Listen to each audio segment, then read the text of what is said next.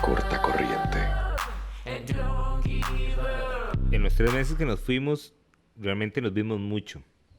Nos reunimos sobre todo a comer e hicimos maratones de muchas cosas, como RuPaul Drag Race, Paquita Salas, La Casa de las Flores y Grey's Anatomy.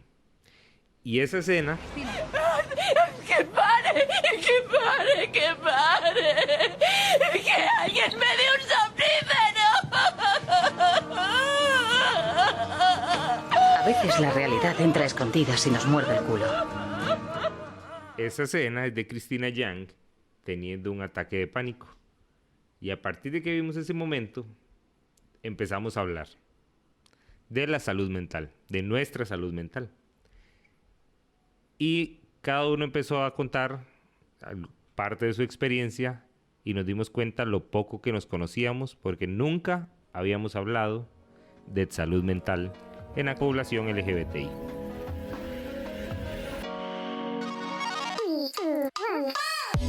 Corta corriente.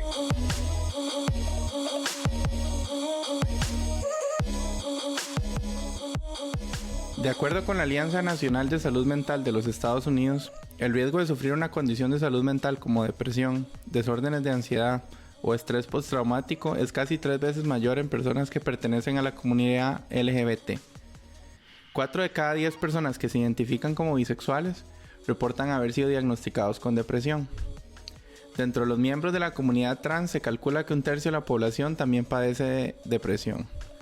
Para Costa Rica encontramos datos similares un poquito más desactualizados.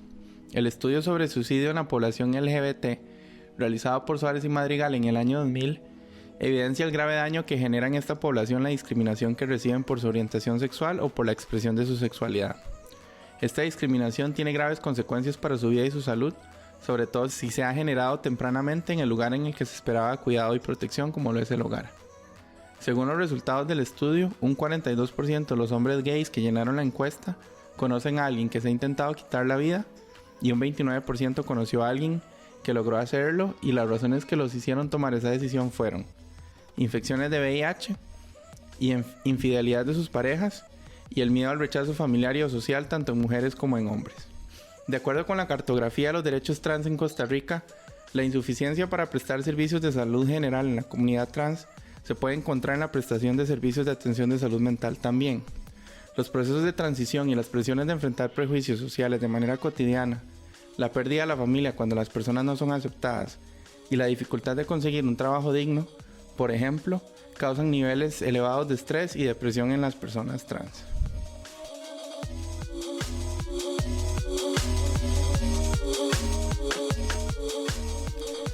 En mi caso particular, yo he lidiado con problemas de depresión desde que tengo alrededor de 10 u 11 años. La primera vez que me llevaron al psicólogo, mis papás creyeron que yo estaba sufriendo de bullying o de algún tipo de abuso en la escuela, o que yo era muy reservado y no quería hablar de mis problemas. Cuando me senté a hablar con la psicóloga, yo lo que le explicaba a ella era que yo me sentía diferente, que yo sabía que yo tenía algo diferente de mis compañeros, y mi solución fue quedarme callado. No hablaba, no quería expresarme con nadie, y pues a raíz de eso a mí me empezaron a llevar al psicólogo. La depresión en mi familia nunca ha sido un tema tabú, tal vez como en otras. Creo que por ello mis papás desde niño me llevaron a psicólogos, dado que mi mamá siempre ha padecido depresión, desde que era joven también.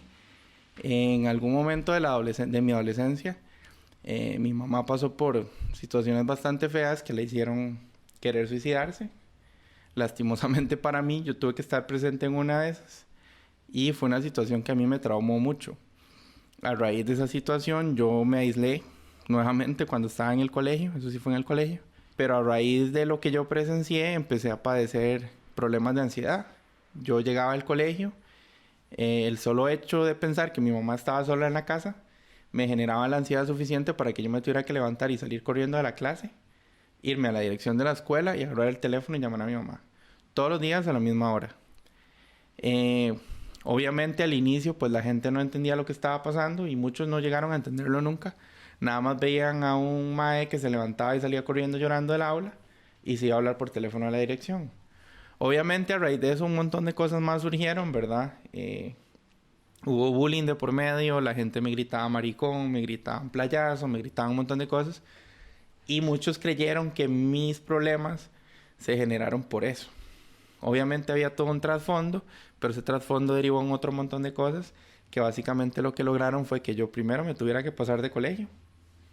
Y en el colegio nuevo pues me pude adaptar mejor, pero igual nunca quise como tocar el tema con nadie porque primero me daba vergüenza que la gente supiera que estaba lidiando con psicólogos, con terapias, con antidepresivos, con pastillas para dormir porque yo no dormía bien. O sea, el estrés que a mí me generaba pensar que mi mamá podía hacer una estupidez no me permitía a mí vivir una vida tranquila. Yo empecé a comer para lidiar con la ansiedad y con el estrés y pues me empecé a engordar. Obviamente ser obeso adolescente tampoco es una buena idea cuando uno está en el colegio. Pues si ya sufría bullying por amanerado y por maricón por estar llorando, sumémosle a eso el hecho de que además estaba gordo, ¿verdad? Entonces, particularmente yo lo que quería era como compartir mi historia para que la gente supiera que uno puede empezar a lidiar con esto desde niño, ¿verdad? O sea, no necesariamente hay que tener 25 años y haber pasado por algún trauma para tener que empezar a lidiar con estas cosas. Sino que en mi caso particular, yo desde que empecé a identificar que yo era diferente, y por diferente me refiero a que era homosexual, yo decidí aislarme de la gente y empecé a pasar por un montón de etapas y procesos que culminaron en que yo tenga terapia desde que tengo 10 años de vida.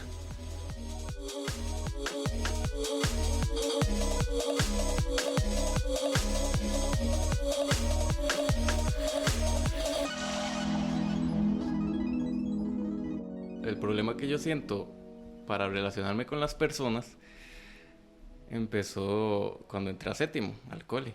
Porque yo llegué y sufrí un bullying, pero o sea, para mí fue un impacto llegar al colegio y que me hicieran saber algo que ni siquiera yo sabía.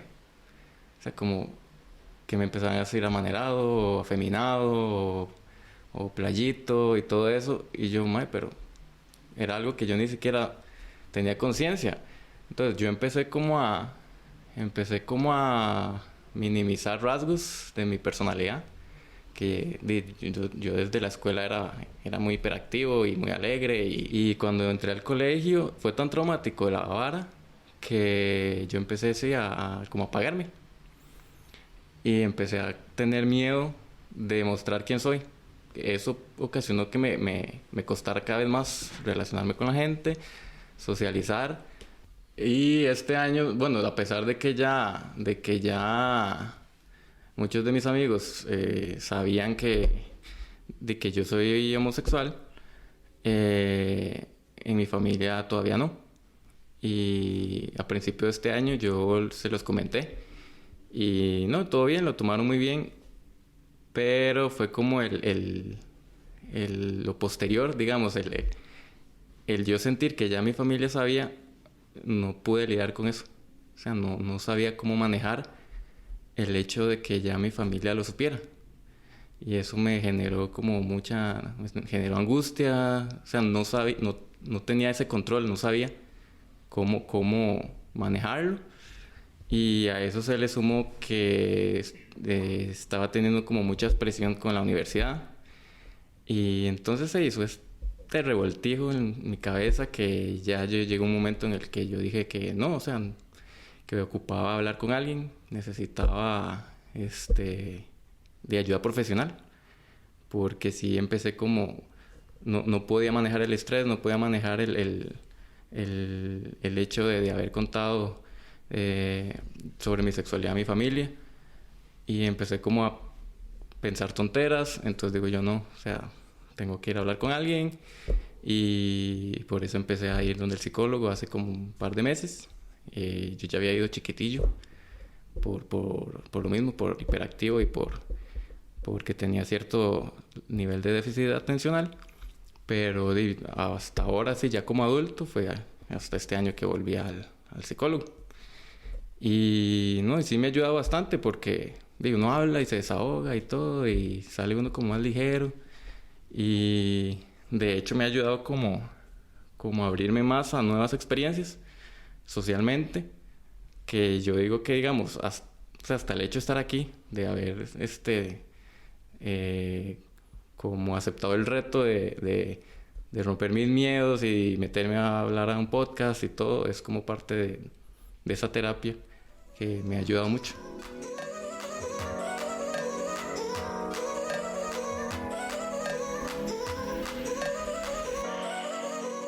Mi experiencia con ayuda psicológica empezó en el 2015, que fue un año que trajo muchísimos cambios para mí. Yo digo que mi 2015 fue como el 2007 de Britney, más o menos.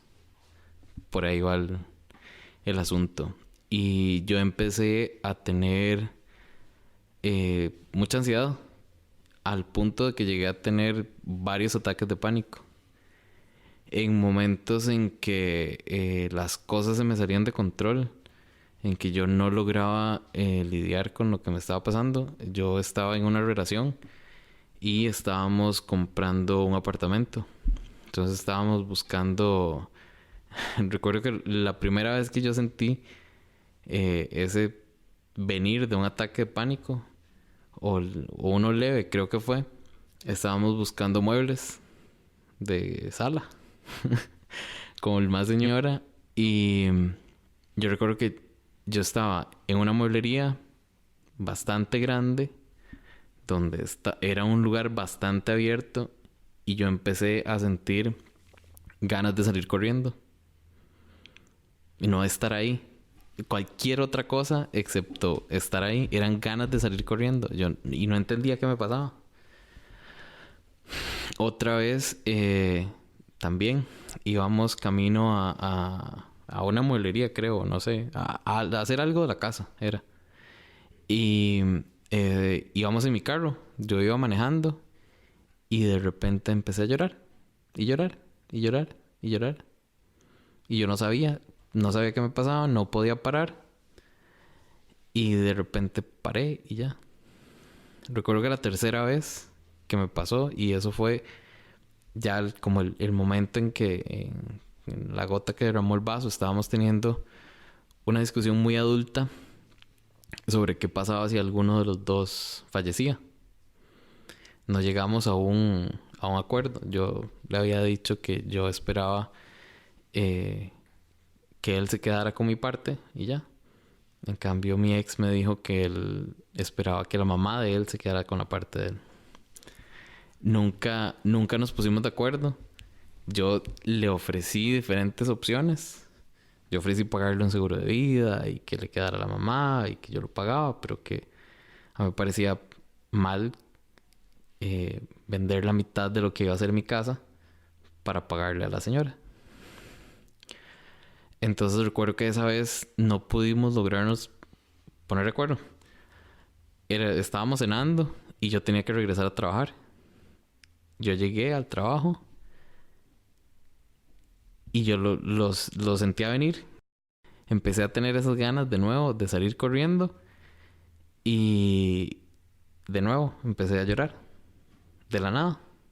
Bueno, de la nada no. De eso que estaba pasando. Ya había como buscado los síntomas y había leído en alguna parte que un ataque de pánico puede durar como unos 10 minutos. Entonces me fui a encerrar al baño del trabajo 10 minutos. Ahí lloré. Se me pasó. Y al día siguiente busqué ayuda con una psicóloga. Estuve, no sé, varios meses con ella. Y me ayudó mucho a lidiar con esas cosas que uno no puede controlar.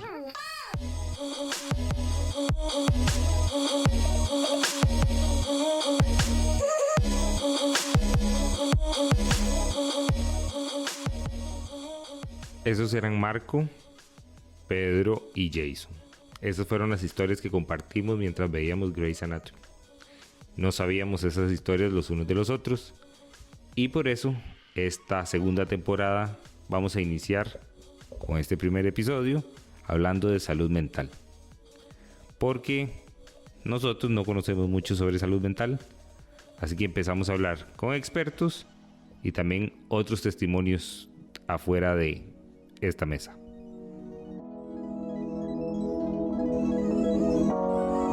Corta corriente.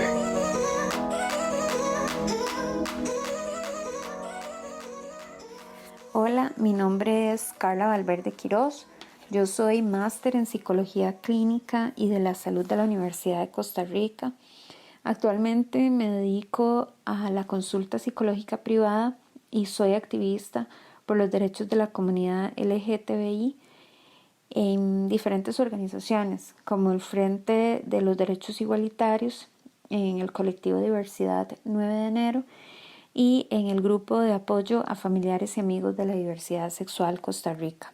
Yo no diría que hay una relación directa entre pertenecer a la comunidad LGTBIQ y padecer o sufrir una enfermedad mental.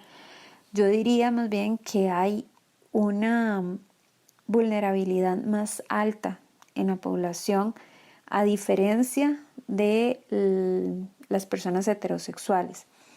¿Y por qué motivo? Bueno, debido al ambiente agresivo y discriminatorio en el cual las personas diversas se han tenido que desenvolver. O sea, es un ambiente en el que han sido víctimas de exclusión, han sido perseguidos o perseguidas, señalados o señaladas e incluso patologizados. Esto no quiere decir que no hayan personas dentro de la comunidad que sean menos vulnerables. Esto va a depender de muchísimos factores, como cuáles, bueno, la personalidad, el apoyo y la aceptación que sus familiares o amigos le brinden, así como de las oportunidades para acceder a información o incluso educación que les empodere para poder enfrentar con mejores herramientas la LGTBI-fobia que padece nuestra sociedad. La LGTBI-fobia es un fenómeno social que puede ser abordado desde la noción del prejuicio sexual. ¿Y qué es el prejuicio sexual? Bueno, es una actitud negativa hacia la comunidad LGTBIQ debido a su orientación sexual. El prejuicio sexual se puede expresar mediante el rechazo verbal, la discriminación y el ataque físico directo, y se indaga mediante el discurso o la narración que hacen las personas que han sido objeto de experiencias de discriminación o victimización por orientación sexual. La forma más frecuente de violencia contra la comunidad es la agresión verbal. Por este motivo, en este año, en el marco del Día Nacional e Internacional contra la Homofobia y la Transfobia, la Defensoría de los Habitantes promocionó una campaña para reducir la discriminación solapada en contra de la comunidad.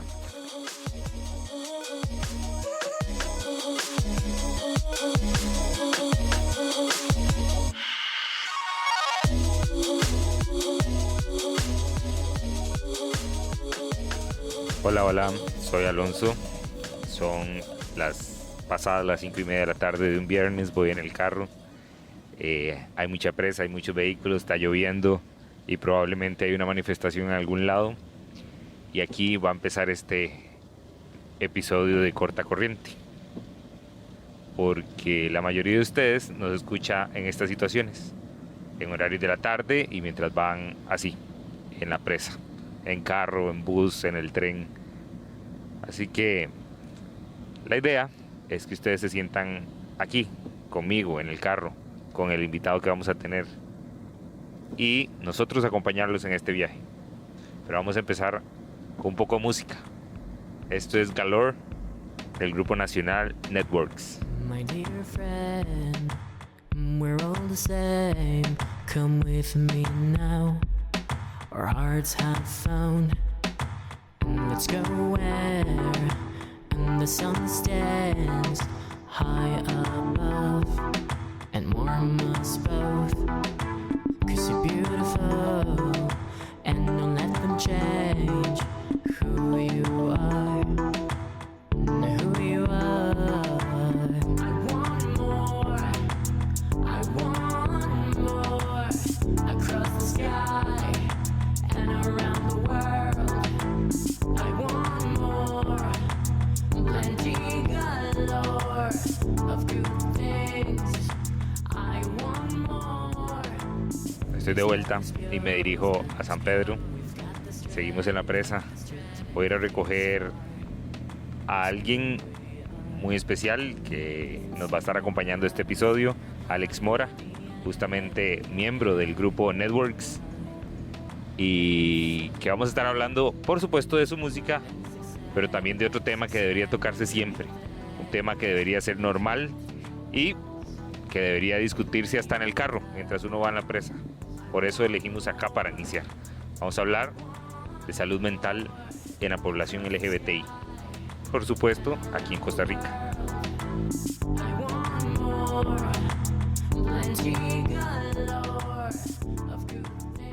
Cuéntenos un poco, Stand Up, ¿de dónde salió? Ok, Stand Up es una canción que escribí hace como unos 2 años más o menos.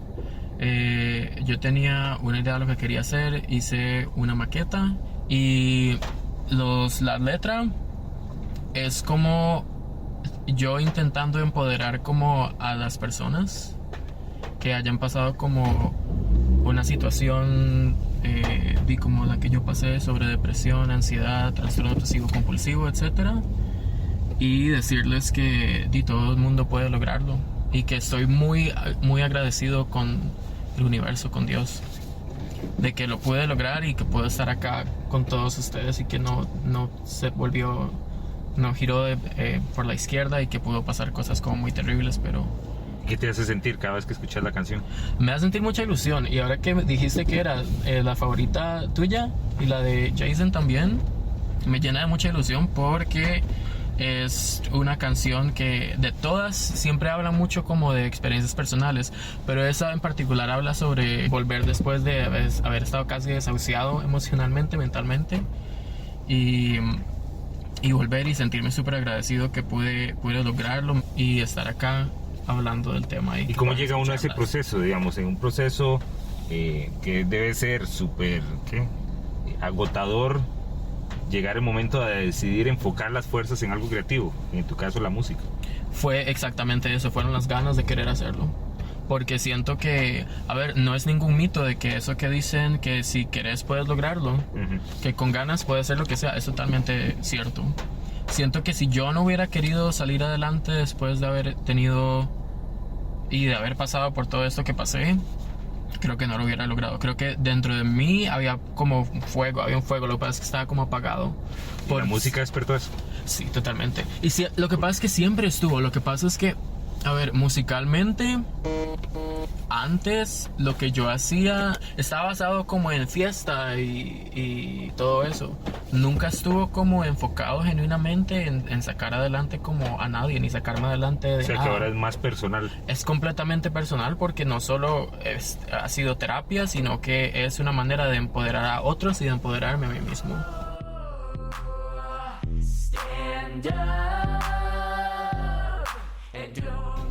Y Alex, ¿qué puntos te llevaron a pedir ayuda? O sea, ¿cuándo fue el momento que usted dijo necesito pedir ayuda? El año 2015 ya había tocado fondo más de varias veces. O sea, el fondo del fondo del fondo. Y era el fin de un montón de resultados de una relación de 3 años. Súper intensa, súper tóxica, súper no saludable. Era también después de muchos años de haber vivido con trastorno obsesivo compulsivo y no saber qué era, no saber que podía controlarlo, no saber qué era lo que me pasaba. Yo no sabía, a mí nadie me había dicho que eso no todo el mundo lo sentía. En el colegio recuerdo sentirme deprimido, pero yo no le ponía palabra. Yo no sabía que lo que yo estaba sintiendo era depresión. Simplemente sabía que de vez en cuando, bastante seguido, me sentía un poco extraño, lloraba por nada. El trastorno obsesivo compulsivo desde pequeño lo tenía y se agudizó más al punto que ya empecé a tener como pensamientos intrusivos y esas cosas intensas, cosas que yo ni siquiera sabía cómo llegaron ni cómo controlarlas.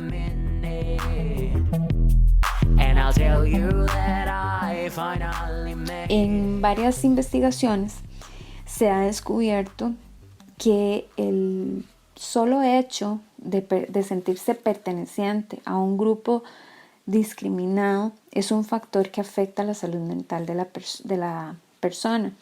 Al respecto, Mayer, que es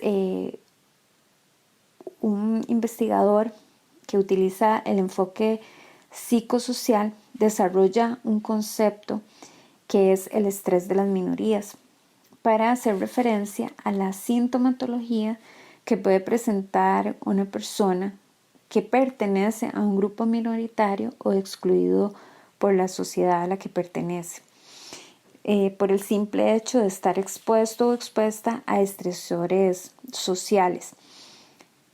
El estrés de las minorías se caracteriza por ser único, es decir, es un estrés adicional al que habitualmente las personas tenemos que enfrentar y se necesita de un esfuerzo extra para poder superarlo.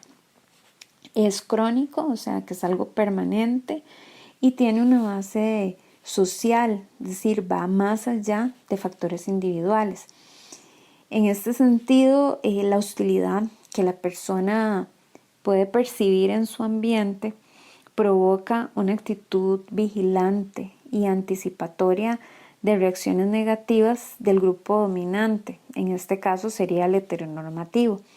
Esto sucede aunque la persona nunca haya vivido una experiencia de discriminación o de victimización. El simple hecho de percibirse como parte de un grupo vulnerable puede provocar angustia y estrés.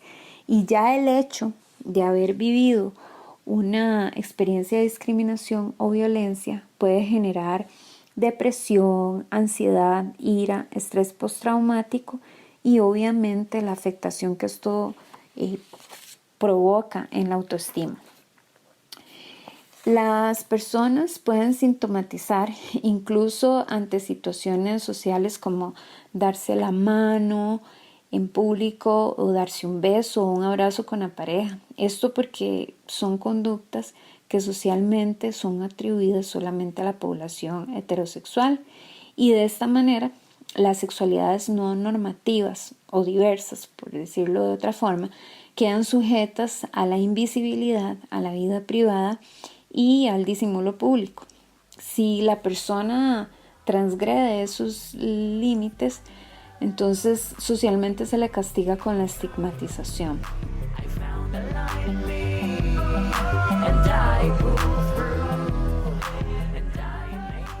Por ejemplo, le estaba contando a Jason también que las estadísticas y en la comunidad LGBTQ+, es una locura. Imagínate que el 40% dentro de nuestra comunidad ha sufrido de una u otra manera de depresión, ansiedad o cualquier trastorno que tenga que ver con salud mental. De hecho, estuve leyendo un estudio de la Universidad de Nueva York que mencionaba que las personas que nos identificamos como LGBTI tenemos 3 veces más chances. Es una locura, es casi de la tener mitad enfermedades de mentales toda, y sobre todo depresión. Es una locura, es casi la mitad de toda nuestra comunidad, ¿me entendés? Versus 25% de la población general, digamos. Claro. O sea, hay algo que está pasando claramente. Y nuestra también comunidad. Leía un poco sobre los rangos demográficos de edad, y es en la de los... Bueno, suicidio es de 10 a 24 años, la mayor... Los más jóvenes, más público, increíble. por decirlo así. Oh, pero en depresión somos las personas LGBTI entre los 35 y 44 años los que reportamos mayor posibilidad de sufrir cuadros de depresivos. Claro. Y hablaba hasta de un 40%, o sea, de una población que, si hablamos comparado con heterosexuales, reducida. Y son números alarmantes, porque también hablaba del impacto en la población heterosexual y hablaba más bien al contrario, que son los heterosexuales de edades mayores a los 55 años quienes experimentan cuadros depresivos, pero nosotros es cada vez más joven.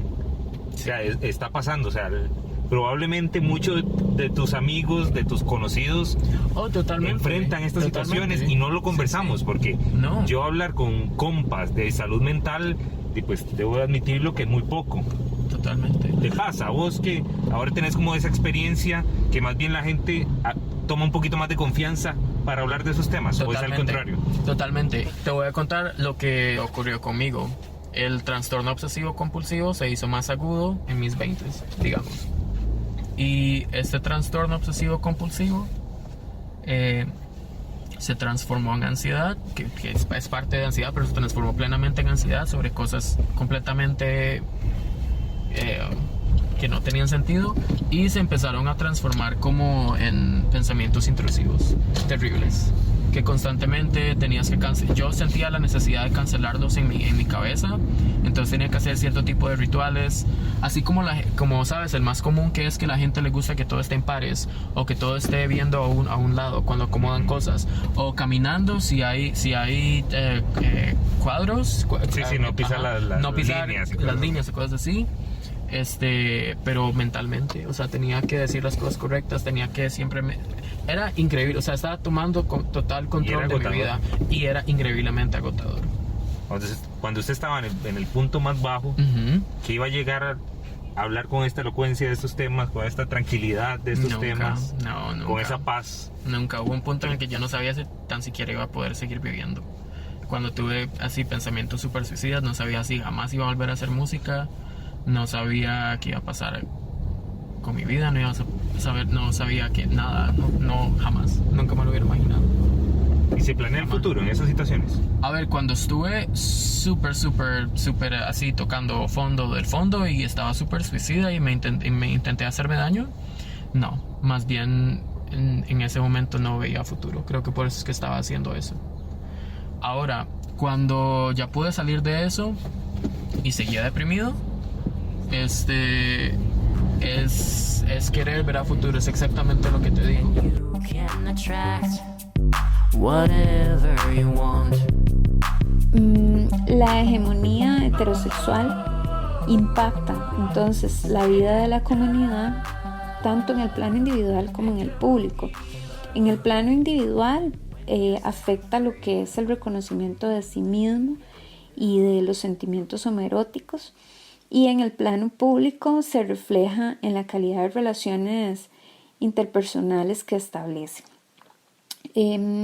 Esto debería de llevarnos a un abordaje de la salud mental de la comunidad y de la población en general desde una perspectiva que no sea patogénica. ¿Qué quiere decir esto? Bueno, no concentrarse solamente en rastrear síntomas para diagnosticar un trastorno, sino que también deberían de considerarse aspectos del bienestar subjetivo y social, como cuáles. Bueno, si la persona experimenta emociones positivas, si tiene metas claras en la vida, si tiene control de sí mismo y del ambiente, qué tipo de relaciones establece con las demás personas, si son positivas o si son negativas.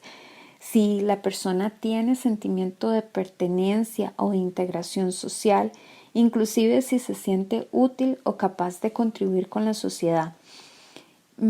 Es importante en este punto, ¿verdad?, hacer referencia a que el prejuicio sexual debe indagarse desde la población que ha sido objeto de la misma, porque de esa manera nosotros le damos voz a las personas que han sido silenciadas por muchísimo tiempo debido a la discriminación.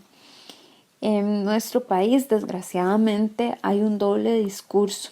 Se dice que la comunidad debe ser aceptada e integrada, pero aún en los espacios de sociabilidad, las personas que pertenecen a la comunidad LGTBIQ continúan siendo silenciadas y se mantiene sumamente arraigada la idea conservadora de que instituciones como el matrimonio y la familia son exclusivas de la población heterosexual. Hay una palabra que a mí sinceramente no me gusta y es la tolerancia. Para mí es una palabra que tiene una connotación sumamente negativa porque se relaciona con aguantar o soportar, y eso ha sido, como por decirlo así, la bandera política de los últimos años. En realidad no hemos logrado el reconocimiento pleno de los derechos humanos de la población LGTBIQ, y obviamente esto va a tener un impacto enorme sobre la salud mental de las personas que son parte de esa población.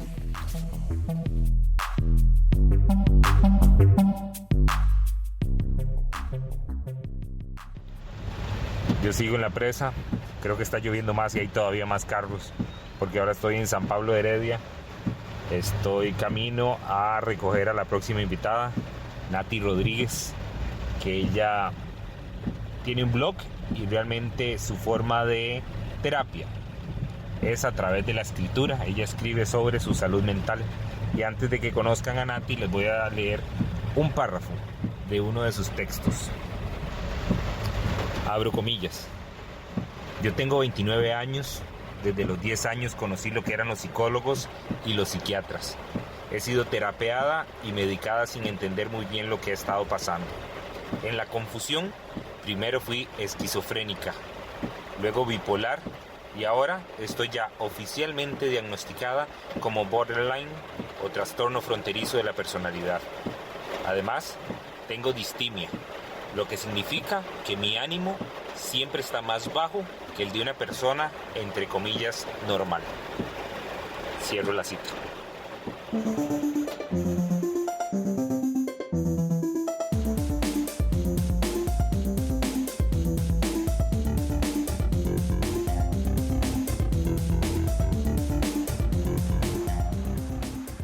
Se necesita mucho valor para escribir de esas cosas. Sí, yo siento que hay que tener agallas. Y como, o sea, yo lo digo así, como salir de ese closet emocional y decirle a la gente, hola, soy Natalia y tengo una enfermedad mental. O sea, eso no es fácil. Y a mí me tomó mucho tiempo, o sea, lo he pensado y llegué a un momento en que incluso dije, lo voy a cerrar. Porque una amiga me dijo, hey, estás escribiendo como cosas demasiado negativas. La gente, o sea, es muy fuerte. Había subido uno, que de hecho lo borré, que es como cuando uno tiene una crisis.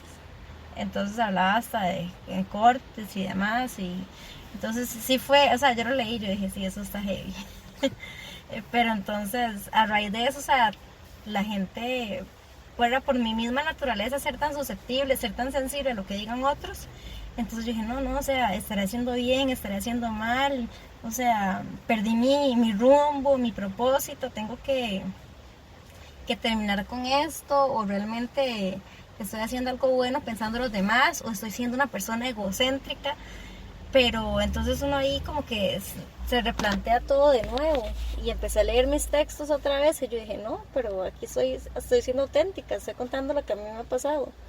Y creo que al final siempre trato de dar un poquito de esperanza a la gente, como, ok, o sea, yo sigo aquí, usted también puede seguir aquí. Entonces creo que mi norte sí está como muy claro, y que no tengo que dudar tanto de lo que hago por lo que otros digan, porque siempre va a haber gente que no le va a gustar y que va a decir, esa madre está loca y escribe puras estupideces. ¿Y por qué tomó esa decisión de escribir? Yo tomé esa decisión porque quería ayudar a otros y porque quería contarle a la gente, o sea, abrir un espacio realmente, porque siento que acá no hay lo suficientes donde la gente pueda expresarse, porque, o sea, yo espero ahí que la gente comente libremente, como, hey, sí, mira, yo también yo tengo trastorno bipolar y me pasa eso y me pasa lo otro. No he tenido, digamos, algo tan rico como que alguien me conteste sobre un texto ahí público y me diga, me cuente la historia. Pero sí he tenido mensajes al inbox, ¿verdad? Donde la gente me narra y me cuenta un poquito de su vida, me dice, mira, yo tengo trastornos de ansiedad, yo tengo trastornos de pánico, tus posts me han ayudado un montón porque me siento menos solo, veo que hay gente que la pasa incluso peor que yo, y que todo tiene solución, muchas gracias por escribir, voy a seguir pendiente de todo lo que escribas. Entonces ahí uno se siente muy feliz. Claro. Porque uno dice, estoy ayudando a alguien, aunque sea una persona. También tengo el caso de una amiga que me contó que la prima de ella es borderline, pero es una adolescente tras de eso. Entonces yo sé lo que es eso, tener las dos cosas juntas, esas dos enfermedades juntas. Entonces, a ella le cuesta mucho hablar del tema, hace poquito se lo dijeron, entonces ha sido como difícil. Y entonces ella llegó y le dijo, vea, lea lo que escribió una amiga mía. Entonces dice que ella inmediatamente empezó a leerlo ahí en la sala y luego se fue al cuarto y se encerró y lo leyó, y dice, cada 2 días, que más o menos es que yo escribo, ¿verdad? A veces todos los días, ella dice, mi prima está esperando lo que estás escribiendo. El texto. Ella lo está esperando. porque se siente relacionado. Exactamente. ¿Y vos siempre te gustó escribir? Siempre, desde que soy pequeñita, desde que aprendí a escribir en la escuela, desde primer grado, tengo un diario. ¿Cómo es ser adolescente o ir creciendo? Porque bueno, ya ahora vos sos una adulta, ir creciendo y tampoco con un diagnóstico que no estaba claro, porque me dijiste que al principio era esquizofrenia, que te diagnosticaban. Sí, me dijeron que era esquizofrenia, luego que era bipolar, también creo que me dijeron trastorno ansioso depresivo, o sea, un montón de cosas. Es que es bastante difícil llegar como al borderline porque tiene sus trucos ahí, ¿verdad? De similitudes con otras Sí, cosas. con otras enfermedades y todo, y tiene que cumplir unas ciertas características. Es bastante complejo porque no es solo como un trastorno de carácter, ¿verdad? Como una personalidad histriónica, por ejemplo, que es solo un problema de personalidad. O sea, ellos no tienen que tomar medicamentos, sino es como más conductual, como más ir a terapia. En cambio, el borderline tiene que hacer terapia y tiene que tomar medicamentos porque está comprobado que hay un desbalance químico. Entonces, están las dos cosas. Ya ese es el diagnóstico definitivo, borderline. Sí. Ese es el definitivo, pero bueno, crecer así en esa confusión fue muy, muy difícil. Más uno en la adolescencia que tiene como tantos sentimientos encontrados y no sabe bien qué hace en este mundo, ni quién es en este mundo, ni por qué está en este mundo. Entonces, para mí sí fue muy difícil porque yo iba a psicólogos, iba a psiquiatras y no entendía qué pasaba. Luego yo sí me cortaba y me acuerdo que usaba una pulsera de cuero ancha, entonces yo me tapaba los cortes con navajilla, sí, ¿verdad?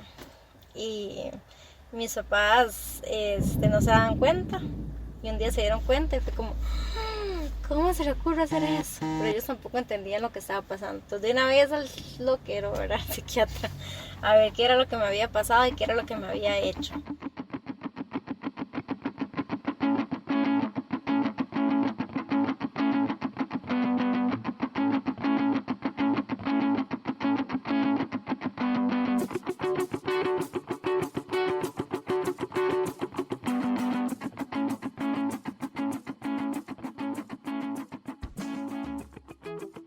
¿Cuáles son, Nati, los síntomas del borderline? O sea, ¿cómo se describe esta enfermedad?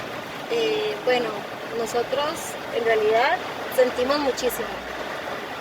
De hecho, hay una doctora que no le puedo dar ni el crédito, qué vergüenza, porque se me olvidó el nombre, es que es muy raro.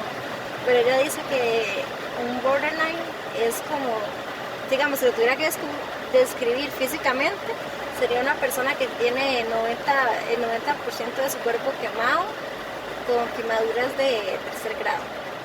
O sea, que carecemos de esa piel emocional, digamos así. Entonces, que tal vez para alguien que lo vuelvan a ver raro no significa nada, pero ya no empieza a pensar, mira, pero ¿por qué no me contesta? ¿Por qué esa persona me volvió a ver así? ¿Será que le caigo mal? ¿Será que le hice algo? Yo no me acuerdo. ¿Será que soy horrible? ¿Será que soy fea? ¿Será que me vio gorda? ¿Será que...? O sea, es increíble la cantidad de cosas que uno puede meterse en la cabeza. No hay como ese matiz, como ese gris, sino que es blanco o negro. En eso nos parecemos mucho los bipolares. Pero los bipolares tienen la ventaja de que ellos encuentran el medicamento que es mi santo remedio. En cambio, ¿Y con usted no? No, nosotros tenemos que recibir terapia, mucha terapia. No es algo que nada más uno lo internen para ver cuál químico le funciona y jale y siga con su vida y ya con eso no es funcional, sino que nosotros tenemos es todo un rasgo de personalidad también, es la parte conductual, entonces tenemos que recibir terapia y acompañada del eso, medicamento. Exactamente. ¿Y se lo cambian mucho el medicamento? Y más o menos, dirás que al principio, hablando de hace año y medio que me divorcié, que fue como el tabú, ¿verdad? Como explotar. Sí me cambiaba el medicamento como cada 2-3 meses, era algo terrible. Me subía, me bajaba y yo me tomaba como 15 pastillas al día. Era algo terrible. Ahora me tomo como 6, 7, por ahí. ¿Todos los días? Todos los días, sí. Y ayer me añadieron, fui al hospital, me añadieron un ansiolítico más. Entonces ahora sí me tomo como 7 y medio, 8. Ayer estabas en crisis. Desde el viernes. En realidad la crisis se viene formando desde hace como 15 días y yo lo escribí en uno de mis textos y yo puse, la crisis me está pisando los talones. O sea, yo la siento venir. ¿Y ¿Y por qué? ¿Qué sentís? yo me empiezo a sentir, es que es una mezcla entre ansiedad y depresión, pero me empiezo a sentir como muy deprimida, como que todo me afecta muchísimo. Como que yo prendo el tele y veo las noticias que atropellaron a alguien y ya yo, eso me afecta, pero en verdad que yo digo, pero ¿cómo es posible que atropellaran a alguien? Y me siento mal y todo el día paso pensando en la persona que atropellaron, yo no sé quién es. Entonces paso pensando en eso y dele, y después yo digo, ay, es que, y si a mí me atropellaran, yo dejaría ya a todo el mundo en paz y dejaría de ser una carga, porque ahora vivo como una carga para mis papás y no soy la madre, tan buena madre como debería serlo, y no soy la hermana que debería ser, y no tengo novio porque a mí nadie me quiere, y ya me dejaron tirada una vez, cualquiera me va a dejar tirada. Y uno empieza como a darle con todo lo malo que le ha pasado en la vida, uno cree todo lo malo, como a darle y a darle. Alimentar ese mismo. Sí, inventar todo eso, pero de forma negativa. Entonces, ahí, ¿cómo te Pero vas usted a le puede sentir? poner un alto. Digamos, cuando usted está alimentando esos temores que le van agregando y agregando cosas, usted ya tiene la capacidad de decir, ok, ya Natalia, hasta aquí, o no Fíjate lo que domina. Todavía yo siento que no, porque si no, no hubiera tenido que ir al hospital. Siento que a veces cuando es algo leve o está empezando así como... Y yo se digo, ya, basta, y se termina ahí. Pero cuando se juntan varias cosas, o sea, tras de eso, por ejemplo, que tengas un problema en el trabajo, o que tengas algún problema con un amigo, o que tengas una desilusión amorosa, que se te junten alguno de esos tres factores, con esa tristeza que estás sintiendo, es mucho más difícil ponerle un alto, porque hay algo más que lo alimenta. Sí, ya se hizo una bola de nieve. Entonces se hace la bola de nieve, se te baja la autoestima, ya empiezas a pensar en que es mejor matarse, en que es mejor ponerle un fin a todo. Entonces es súper complicado.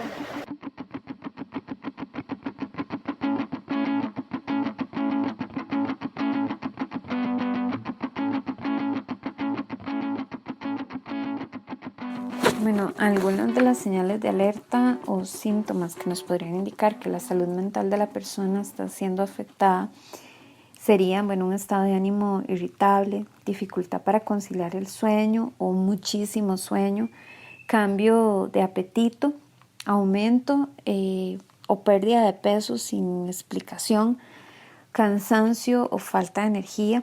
También la persona puede tener sentimientos de inutilidad, puede sentir odio hacia sí mismo, culpa, desesperanza, pudo haber perdido la sensación de placer en actividades que antes lo hacían o la hacían feliz. Esto incluye las relaciones sexuales. Puede presentarse ideación suicida o intentos de suicidio, sentimientos de ira o de frustración, aislamiento social, y obviamente esto va a provocar una afectación enorme a nivel laboral y en las relaciones interpersonales. En la población infantil y adolescente hay que estar muy pendientes de cambios en el rendimiento escolar, apatía, pueden presentar también irritabilidad, una tristeza permanente, y en esto también hay que indagar en esta población la presencia de bullying. Ante la presencia de cualquiera de estos síntomas, es necesario que la persona busque ayuda profesional. Y lo más importante es que sus familiares y amistades lo sigan apoyando. Otro aspecto que hay que considerar es que en Costa Rica no hay estudios sobre la salud mental de la población. Desde que se creó la Política Nacional de Salud Mental 2012-2020, se determinó que la salud mental en nuestro país no ha sido abordada de la mejor manera. Y hasta la fecha no se cuenta con un estudio epidemiológico que nos permita determinar la incidencia y la prevalencia de enfermedades mentales a nivel global en la población de nuestro país. O sea, esto quiere decir que si no hay estudios que nos indiquen cómo está la salud mental de la población en general, mucho menos va a haber un estudio específico del estado de la salud mental de la población LGTBIQ. Lo que se está haciendo actualmente es recolectar datos a partir de la información que generan las áreas rectoras de salud. Esto quiere decir a nivel cantonal. De esta manera se lograría estimar cuáles son los principales problemas que se están dando en los cantones. Solo se sabe que durante el año pasado los hospitales de la Caja Costarricense del Seguro Social recibieron a 16.383 consultas en el área de psiquiatría y 25.527 en psicología. Y las principales causas fueron ansiedad, depresión y el trastorno de adaptación. Para recolectar más datos, en este momento el Ministerio de Salud está utilizando diferentes estrategias. Entre esas está, coordinando o tratando de coordinar con el Instituto Nacional de Estadística y Censos para incluir en la encuesta de hogares cuánto invertimos los y las costarricenses en la salud mental. Asimismo, el ministerio está tratando de capacitar al personal de los equipos de atención integral en salud o EVAIS para poder realizar diagnósticos más oportunos en enfermedades en el campo de la salud mental.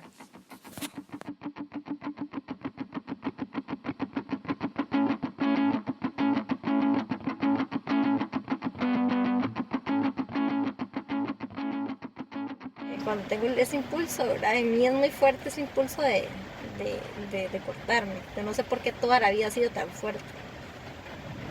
Entonces, cuando tengo una crisis, yo necesito es una desesperación, como liberar energía, es lo que necesito. Entonces yo ocupo como hacerme daño, como, no sé, como decir, necesito ya sacar esto porque me voy a morir, no puedo. Entonces hago ese tipo de cosas que no se deberían hacer. Por eso digo que yo espero llegar a tener el control de decir, no lo voy a hacer, aunque me esté muriendo las ganas. ¿Y lo puede sustituir con otra cosa en este momento? Sí. Digamos, si usted tiene un deseo de cortarse, ¿qué hace? Si le surge un deseo de eso. Yo me pongo a escribir. Por eso tenés hasta 2 entradas diarias. Sí, sí, exacto. O sea, a mí me encanta escribir. Entonces fue así como empiezo a escribir. Tenía una liguita y con la liguita me hacía así tic, tic. Pero luego mi psicóloga dijo que no, porque en eso también me infligía dolor. Entonces que no se valía. Entonces me quitó la liguita. Entonces yo... Y ahora la respuesta es escribir. Entonces ahora la respuesta es escribir. O también ir al gimnasio. Calma. Sí, ir al gimnasio también me calma un montón. Porque es como ir a botar y todo, ¿verdad? Y también tengo otra terapia que es como agarrar una hoja y empezar a rollar hasta que uno la rompe y todo. Entonces, cuando estoy desesperada, hago eso.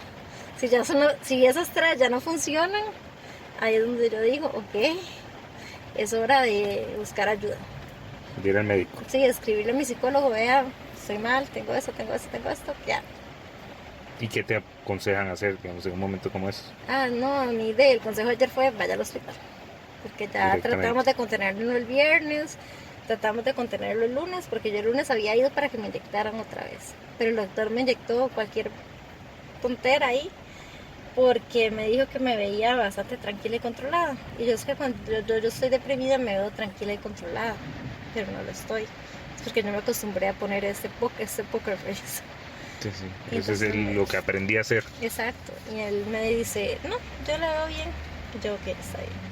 Y vea que no estaba bien, porque el viernes hice cabum y el sábado pasé, ayer todo el día en el hospital. Y que decidieron no quedarte internada entonces. Sí, no quedarme internada por el momento. Me dieron como ese pase libre que digo yo, de oportunidad de creer en mí, de que yo puedo lograr ir saliendo sola. Y ahí voy también. Ya estoy pensando en mañana, en ir a trabajar y todo, en cómo voy a hacer, en cómo me voy a sentir, porque no me siento bien, pero es parte de... Uno se acostumbra a todo y es como un camaleón. Se adapta rápidamente al medio en el que está. ¿Y te da esperanza también el hecho de querer mejorar? Claro que sí. Yo creo que la esperanza nunca la debemos perder. Y querer mejorar, yo creo que eso dice mucho de mí como persona. Y en realidad todos los que tengamos cualquier tipo de enfermedad, ya sea diabetes, hipertensión, cáncer, esquizofrenia, bipolaridad. Ese querer mejorar siempre, o sea, marca la diferencia, porque si uno no quiere mejorar es que quiere seguir enfermo, quiere seguir como sufriendo. En cambio, cuando uno dice quiero mejorar, es quiero ser mejor, quiero enfrentarme de una forma más positiva a la vida, o sea, quiero ser la mejor versión de mí mismo. Entonces sí me da esperanza. Y sí creo, o sea, y como que uno se empodera, ¿verdad? Yo digo, yo sí puedo hacerlo y yo lo voy a hacer y yo lo voy a lograr. Y de aquí a un año yo me pongo metas así como, voy a estar en tal lugar, con tal persona, y no voy a estarme, o sea, ya no voy a tener que ir al hospital a que me inyecten ni a que me estabilicen, sino que yo voy a saber poner un alto en el camino. Y entonces no interfiere en su vida laboral. Pues interfiere en el sentido de mi estado anímico y todo, ¿verdad? Que obviamente no voy a ser tan productiva como lo soy cuando estoy completamente bien. Pero yo como siempre trato de ponerme mis máscaras, de que todo está bien, de que todo, y no sé cómo lo hago, pero yo hago bien el trabajo y todo, y ya llego, y mi mamá va por mí y me sube al carro y ya es como, vamos. Ya. Sí, completamente. Deja el papel. Dejo el papel y llego exhausta aquí, ¿verdad? Sin ganas de nada. Después de todo el día estar trabajando, interactuando con gente, pretender que no pasa nada. Me imagino que sí, llega el momento donde ya nadie me hable. Sí, ahí es donde yo digo que la sociedad debería ser muy diferente. Porque es como pedirle a alguien, no sé, qué sé yo, que sea cojo, que camine bien todo el día mientras está en el trabajo. ¿Cómo se va a sentir esa persona el dolor? Y después llegar y ya decir, ok, ahora ya puedo ser Pero cojo. hasta que salga del del trabajo. ¿Cómo ve su futuro, Nati? ¿Qué quiere para el futuro? Yo en mi futuro veo cosas positivas, la verdad. Veo una Natalia controlada, estable, feliz, con ya 2 hijos grandes, que ellos se sientan orgullosos de la mamá que tienen. Quiero que esta enfermedad aprenda quién manda aquí, ¿verdad? Que yo soy la que lleva las riendas de esta vida y que ella no me domina. No sé, y me encantaría la posibilidad de poder llegar a leer más gente con mis textos y con mis testimonios y todo, ¿verdad? Como poder contar y hablar un poquito más de todo este tema y encontrar personas que a uno lo acompañen en el camino también, ¿verdad? Alguien que también le guste hablar y se siente igual y es bipolar y tiene toda la habilidad del mundo para contarte las cosas y que también escribe, entonces como hacer ahí como un grupito y como hacer cosas interesantes, eso me gustaría un montón. ¿Eso la motiva? Sí, por supuesto, son sueños, pero lo que más me motiva en este momento es eso, llegar a ser una persona controlada y completamente funcional. Ya dejar de necesitar de hospitales y de tanto, y que me bajen las dosis de los medicamentos. O sea, de tener que tomarme 3 pastillas al día y ya. Como cualquier persona. Uh-huh.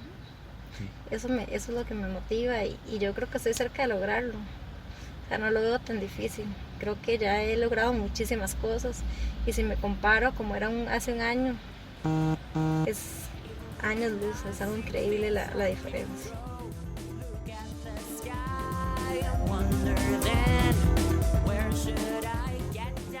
En nuestro país, las personas pueden buscar ayuda en la caja, principalmente en los equipos de atención integral en salud o EVAIS, y también pueden encontrar esa ayuda en organizaciones o con profesionales independientes. Por ejemplo, en el Facebook y en el Instagram pueden encontrar mi consultorio con el nombre de Espacio Psicointegral.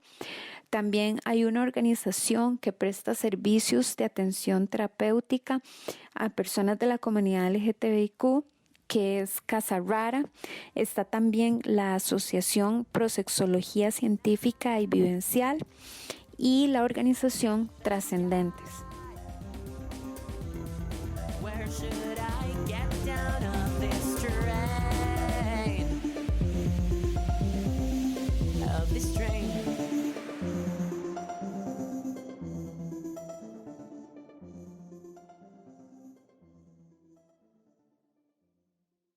De fijo, alguna vez te preguntaste por qué solo a mí me pasa esto. Eso es que tenés ladillas. Cada semana te voy a demostrar que no solo vos tenés mala suerte. Y cuando me empiezo a bañar me empieza a picar el panocho. Y lo voy a hacer con historias reales. El paño de las manos ni siquiera da para taparse las dos nalgas, entonces. A veces crees que los malos ratos solo te pasan a vos, pero no sos el primero ni serás el último porque no sos especial. Escúchanos en Spotify o en tu aplicación de podcast favorita.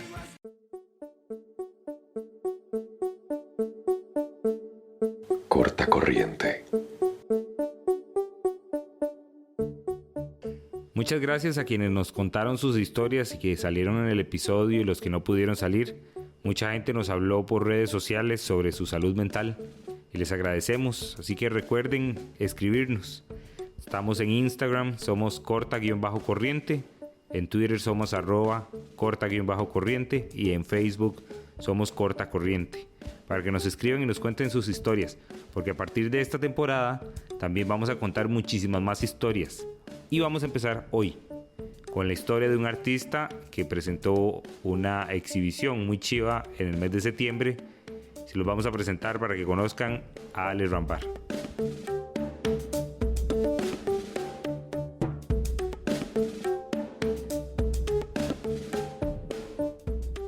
Yo soy la tía de él y siempre desde chiquitito ha sido una persona muy cariñosa, muy expresiva, entonces creo que toda esa expresión de sensibilidad hacia la vida uno siempre la ve reflejada en las obras de arte, que al combinar con sus estudios de arquitectura, la manipulación del papel y la forma en que se corta vino a ser determinante en la forma de las obras que está creando.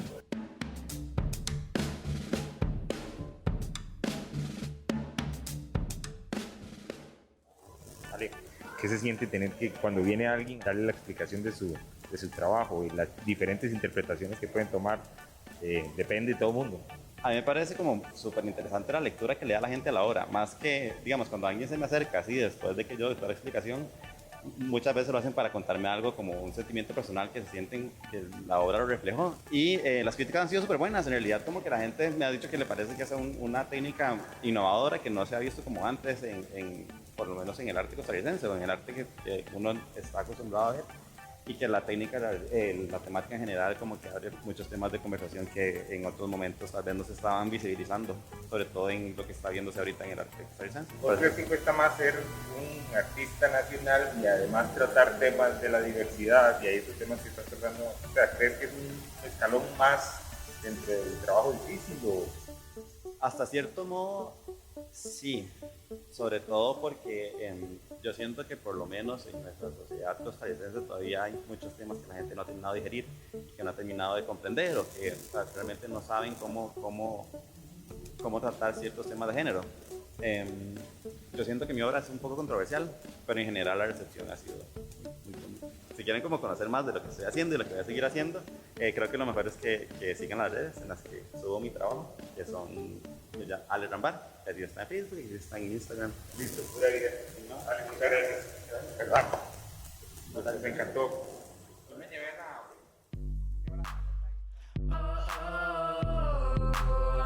Stand up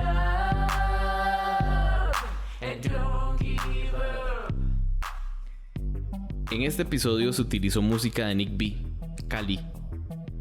A partir de esta temporada utilizaremos música de los artistas nacionales Networks Music y Daniel Patiño. Dirección Alonso Solís. Edición Jason Salas. Diseño gráfico y redes sociales Pedro González. Asuntos homosexuales Marco Ureña. Producción ejecutiva Purpose.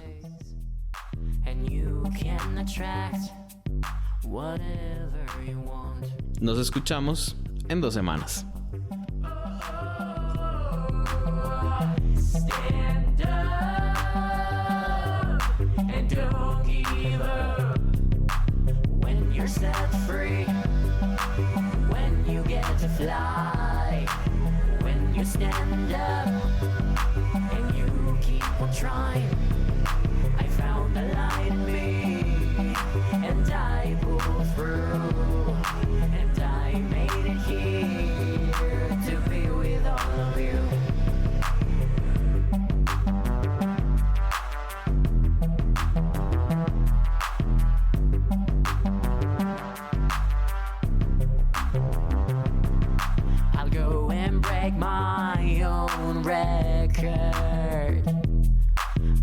work hard, I'll be better and better. And I won't stop, not even for a minute. And I'll tell you that I finally made it.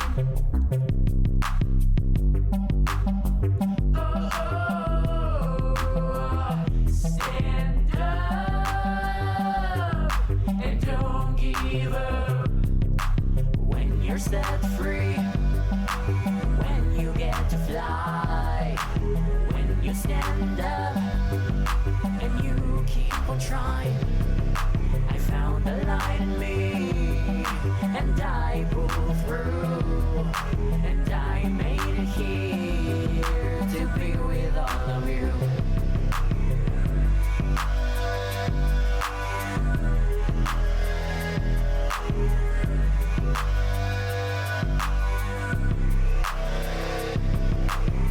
All I've been through and you still expect me to be a victim. All I've been through and you're still feeling a little bitten. And life's too good to miss out on all of these good chances. Them chances.